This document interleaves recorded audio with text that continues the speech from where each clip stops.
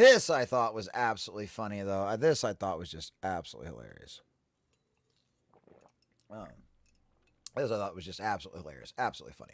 And another major misstep of the BBC and Disney pairing for the latest season of Doctor Who, Whovians found a new complaint to grumble about.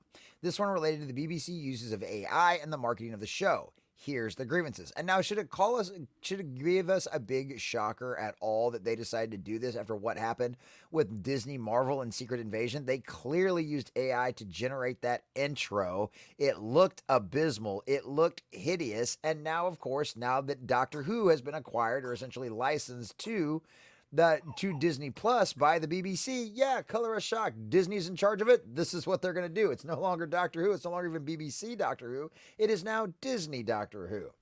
The BBC says it has no plans to use AI again to promote Doctor Who after receiving complaints from viewers. Color us shocked now. They got caught and now they're trying to backtrack over it. But trust me, there's going to become a time where they are not going to get caught anymore. These programs are getting better and better every single, few months, honestly. Deadline reports that BBC's marketing teams used the tech as part of a small trial to help draft some text for 2 promotional emails and mobile notifications, according to its complaints website, which was intended to highlight Doctor Who programming on the BBC. Yeah, how'd that work out? But the corporate received complaints over the reports that it was using generative AI. It added, we followed all BBC editorial compliance processes, and the final text was verified and signed off by a member of the marketing team before it was sent. Oh, yes, of course. A real person reviewed it. We promise, real people were reviewing this, but real people weren't doing the work. We have no plans to do this again to promote Doctor Who. Again to promote Doctor Who. But trust me, they'll be trying to get away with it somewhere else that maybe won't have quite as many eyes on it as Doctor Who. Although, truth be told, Doctor Who doesn't have very many eyes on it anymore either. The decision to stop promoting via generative AI represents a U-turn from the BBC, who said at the time of the announcement that generative AI offers a great opportunity to speed up making the extra assets to get more experiments live for more content that we are trying to promote. Right, but like they said, they have no plans again to do this to promote Doctor Who.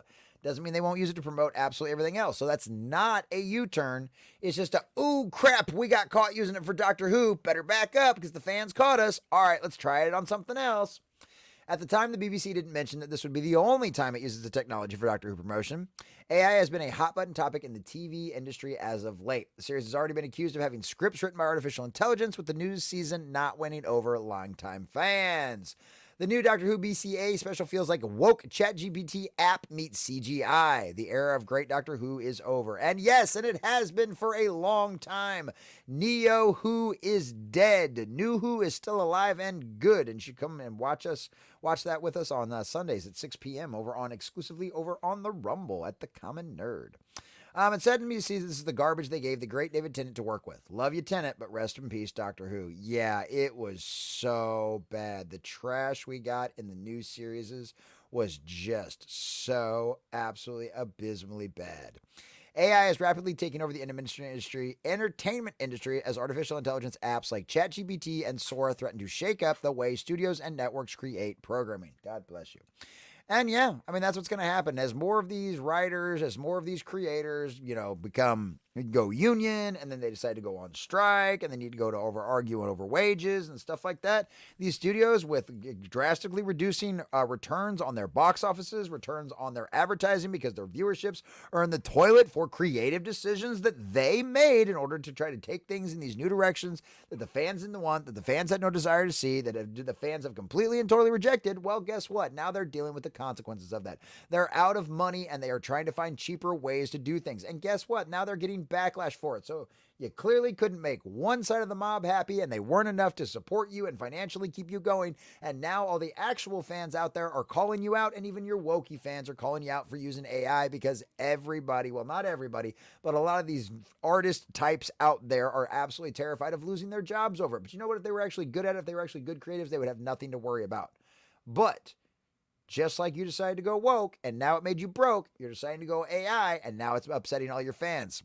Yeah, you're damned if you do, and you're damned if you don't, Hollywood and all of the rest of the entertainment industry out there. And guess what? You did it to yourself.